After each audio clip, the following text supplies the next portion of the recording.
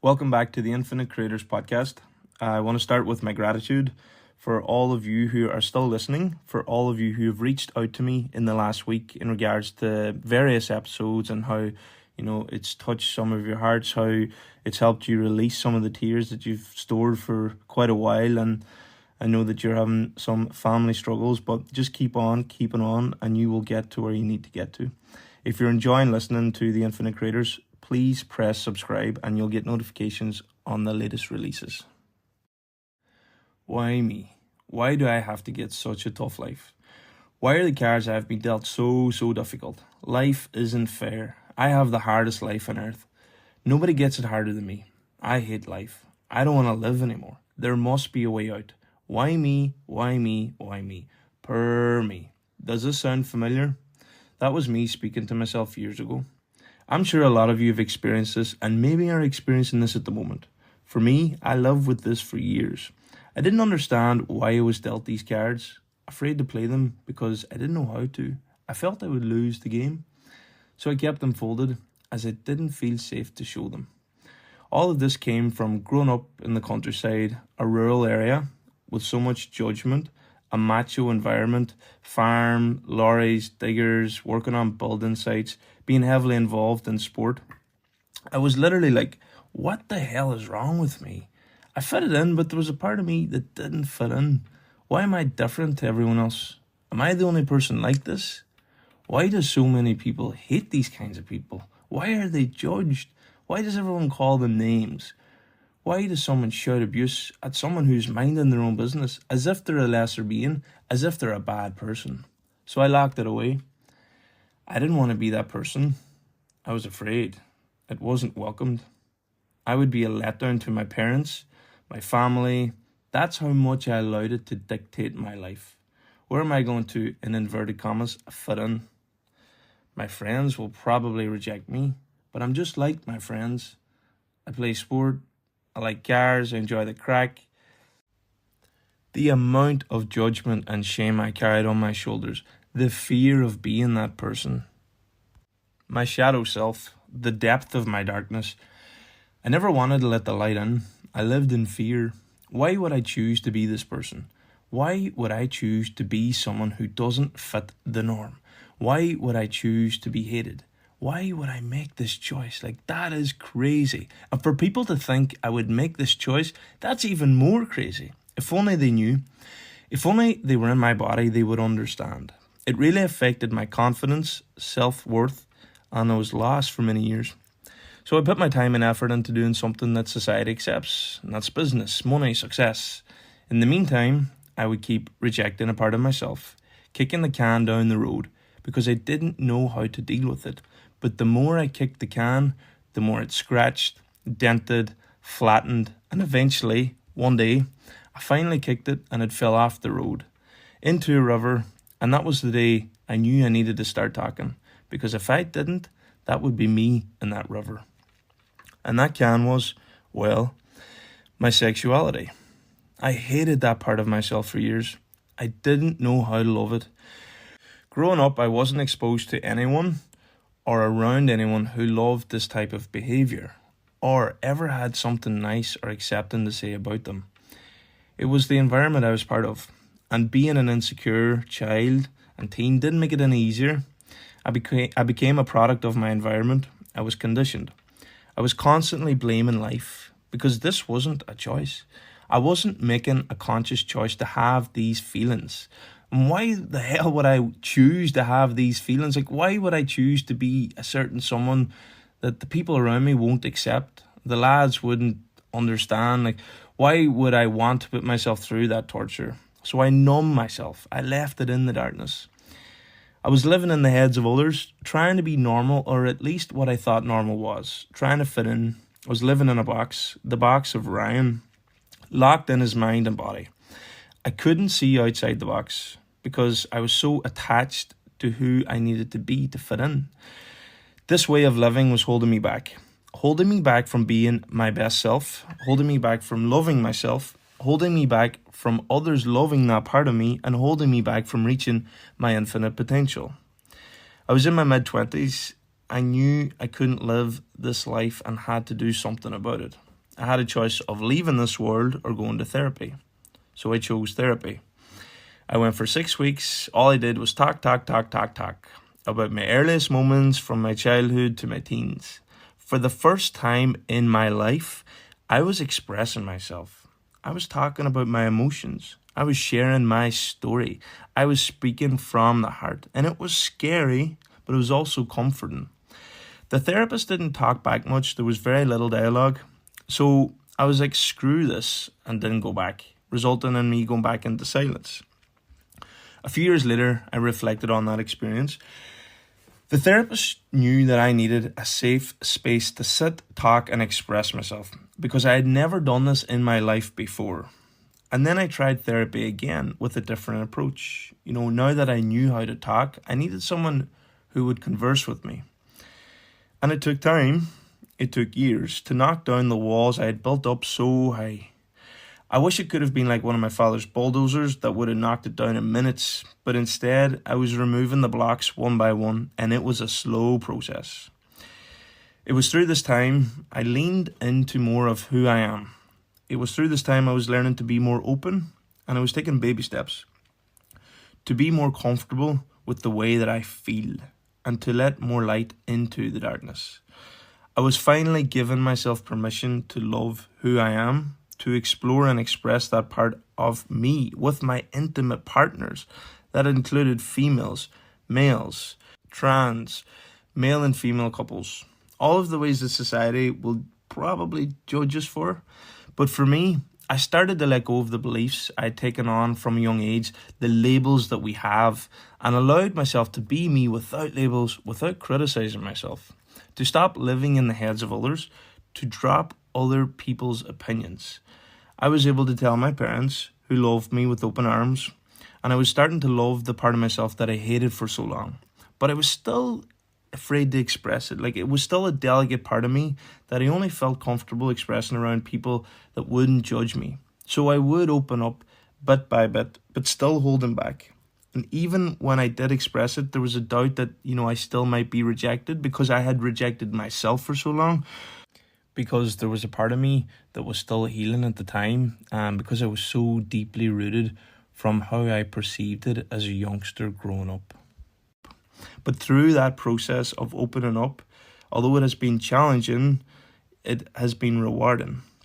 And I know there are many out there right now who are living in fear in many categories. And sexuality being one of them. Like, maybe you're a masculine man and you're interested in men, trans, or whatever, and you come from the countryside, you're a farmer, construction worker, an outdoorsy type, a sportsman, you hang around with a group of lads. You fear they might reject you. Maybe you're single, maybe you have a girlfriend, married with kids, or maybe you're a very elegant woman interested in females or exploring in other ways, and you're very scared to express this part of you because it's not common in your area. You love your nights out with the ladies, and the thought of how they might perceive you or judge you scares you. And maybe you're single, have a girlfriend, or married with kids. Maybe you feel trans and you have an interest in wearing the opposite sex clothes.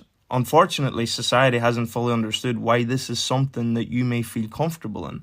And for those of you who are not aware, masculine and feminine energy exists in energetic form in absolutely everything, humans included. It's one of the 7 principles from the Kabbalion. We all have both genders. So to give you an idea, we all have 4 bodies. We have 2 masculine and 2 feminine. The masculine are the physical and the mental because they are doing, they are the active. And the feminine are the emotional and the spiritual, and they are just being.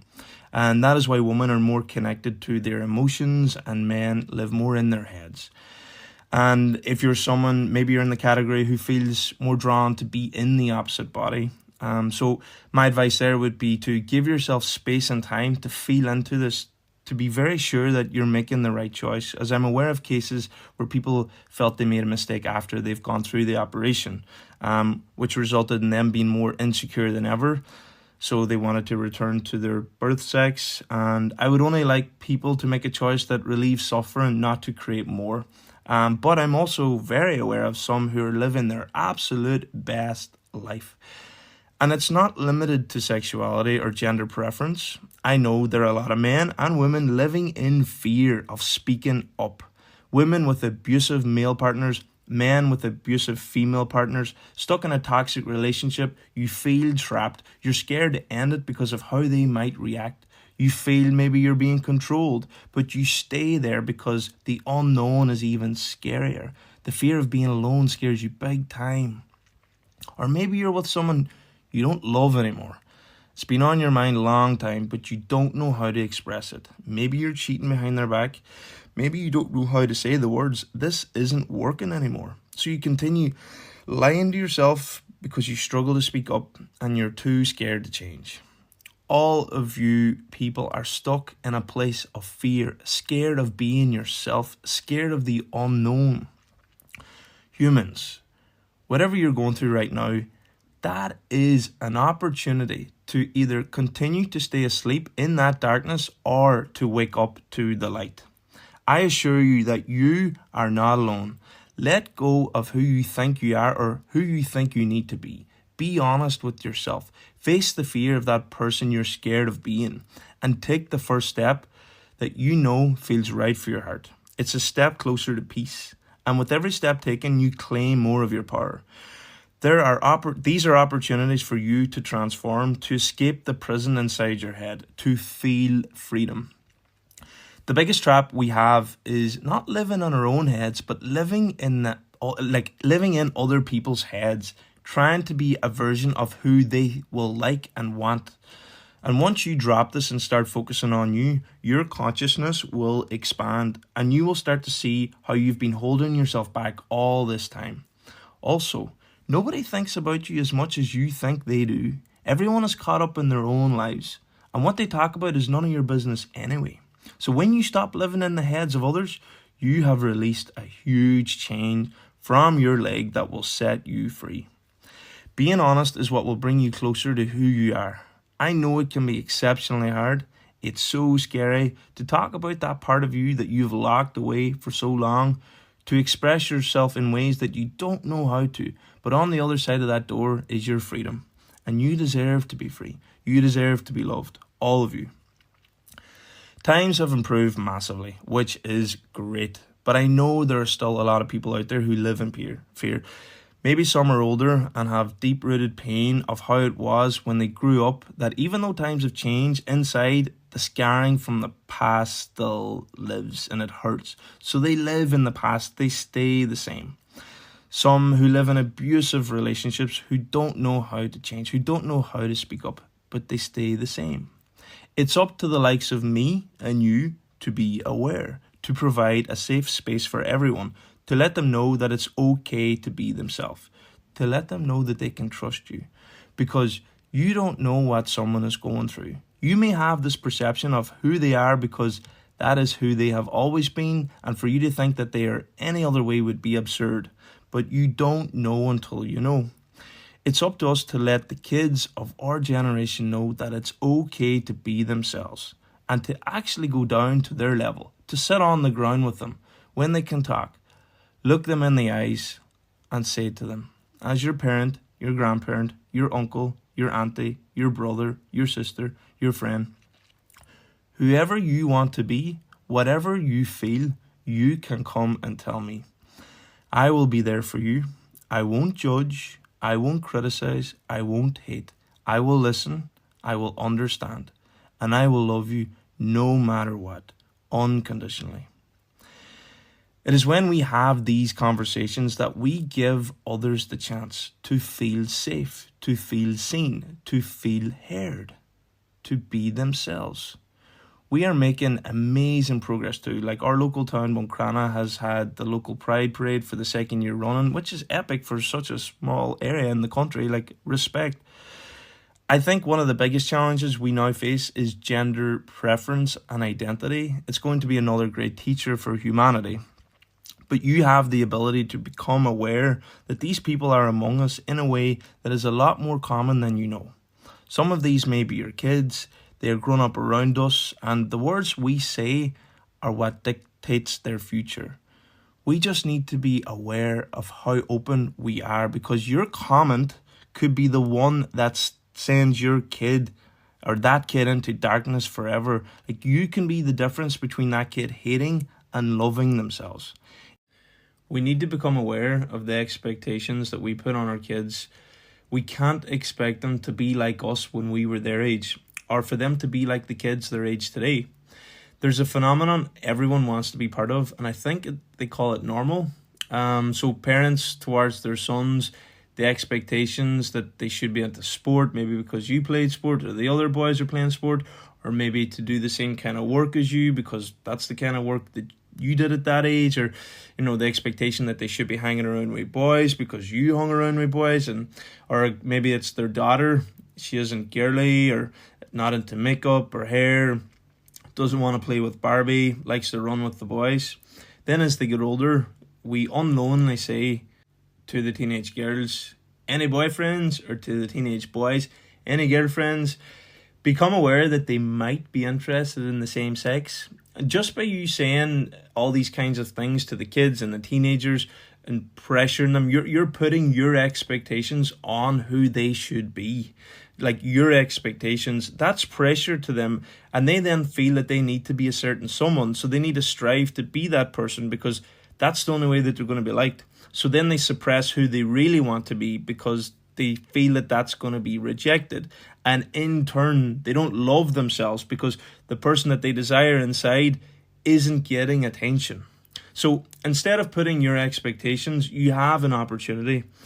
It's not for you to say who they should be because of society or the way that you were raised. It's about asking, who would they like to be? How would they like to play? To watch and listen who they want to become. To realize that this is their soul choosing this type of experience, and what would they like to experience. And even if that's boys wanting to play with toys that are labelled as girls, or girls wanting to play with toys that are labelled as boys, or boys to dress in clothes labelled as girls' clothes, and girls to dress in clothes labelled as boys, remember that these are only labels. Like, if you drop the labels, they're just toys and clothes. It's through this method that we allow them to become themselves and feel seen. And this actually allows them to reach their purest form and potential. And you can nurture their growth in whatever form that may be. So love them for who they are without taking or adding anything. Just them in their expression. Be mindful of doing the same going into adulthood with their studies, jobs, careers, etc. Don't expect them to follow the same path as you. To finish a job, finish school, get a job, go to college, get a career, just like what you did. Maybe they have something radically different that you don't understand. Maybe they're artistic, music, painting, things that you think that they won't make money at, but maybe what if they do? What if they have the potential to do that? And what if they're living their best life, doing what they love with enough to support themselves? Because if you project onto them, they're going to take that energy, that fear, and they're going to live the life expected of you. So I understand there's a fine line between encouragement and discipline, but be aware of that line and listen to them. There is no such thing as normal. We were all made to stand out. That's why every single human on this planet is unique. We are all unique. And remember, it's not your journey, it's theirs.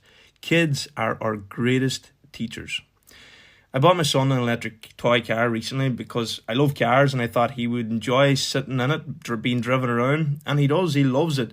Although he doesn't see it as a car, he sees it as something that he can sit in and scoot around, just chilling out. I have absolutely zero expectations of him wanting to be into cars, or anything for that matter. I will do my absolute best to let him follow his path without me influencing who or what he should be. The difference between that kid hating and loving themselves. If we approach each other with all possible outcomes, it allows us to become more open-minded, as you never know what someone is going through. It's absolutely nothing to be afraid of or embarrassed about. They will teach you things that you will be so grateful for. You just have to trust the process. The world is such a complex place. It is so delicate, so delicate. Humans are going through suffering all the time because they don't know how to wake up. Stuck in their body, living in their head. When I got to the point where I couldn't take any more suffering, that it wasn't healthy, that something needed to change. I was like, okay, so it's okay to be this way. I'm not hurting anyone. I'm not trying to take from anyone. Then I was like, well, what's it trying to teach me? Maybe I can express this part of me to others. And if someone doesn't like it, then that's their problem. I was able to take responsibility that these are my cards. I can now play the game because I was letting go of the fear.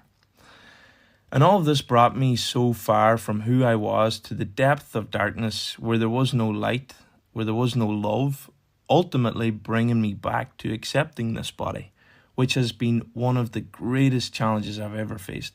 I've had so many mistakes on this journey, but they have been my greatest teachers. And I am by no means saying I will not make any more, because what I feel is right today may be wrong tomorrow. But what I am trying is to do my best every single day, just like you. I came to the realization that it was never about that. It was all about overcoming these 3 challenges. Number 1, self-doubt.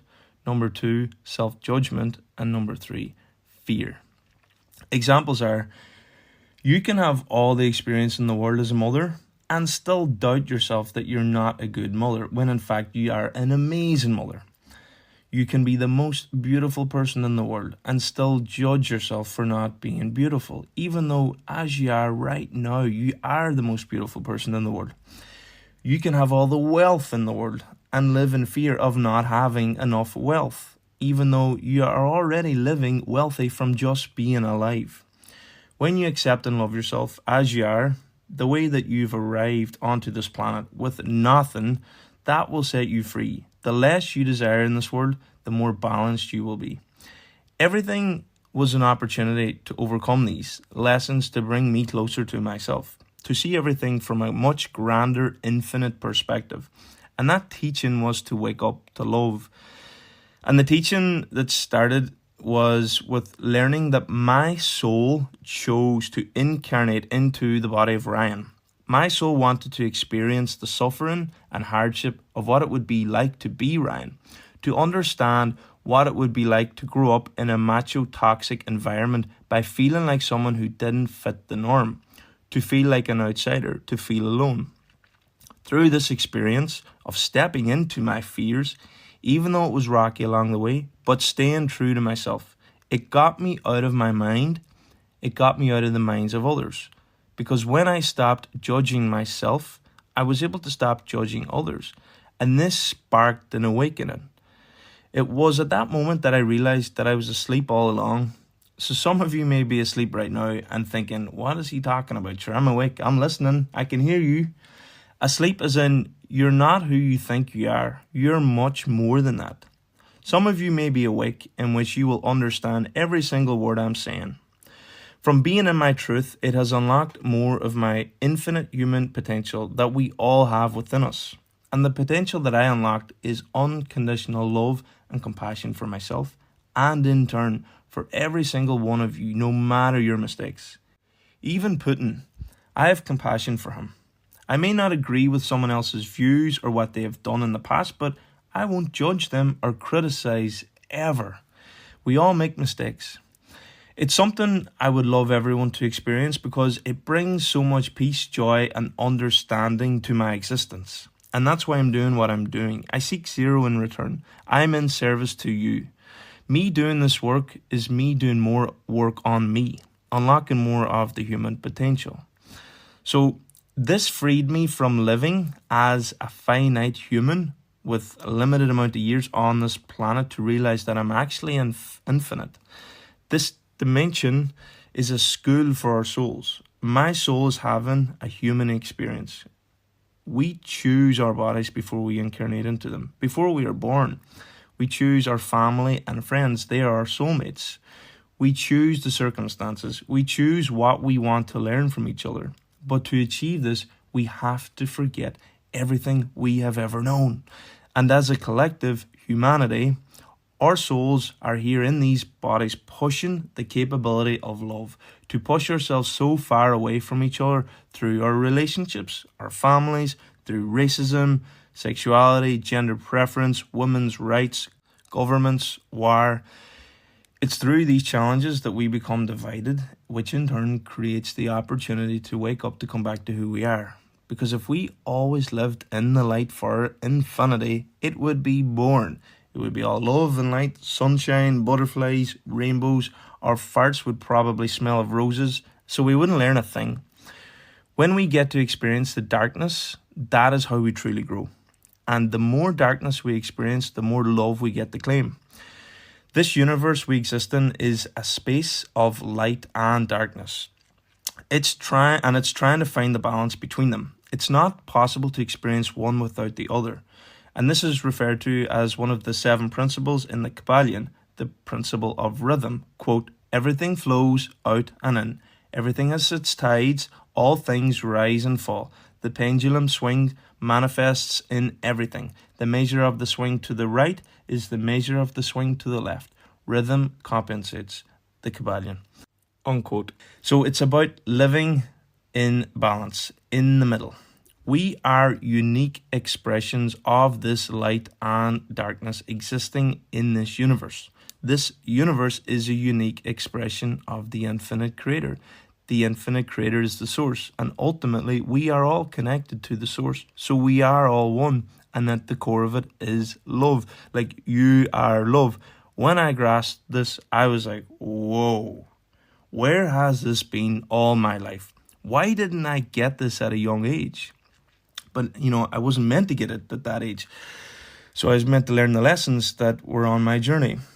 So the more we come to ourselves, the more our world will come into balance with us. But it starts with us. We have to do the work on ourselves first to overcome our emotional battles, to be balanced, to realize that everything is happening for us. Through this process, our bodies will vibrate at a higher frequency, and vibration is confirmed by science. Everything vibrates. But when you vibrate at a higher frequency, which is achieved through love, joy, and compassion, you then tap into more of your potential. And this may come in the form of what some may label as supernatural, maybe abundance, and some people call coincidences. You may start having more vivid dreams, receiving messages.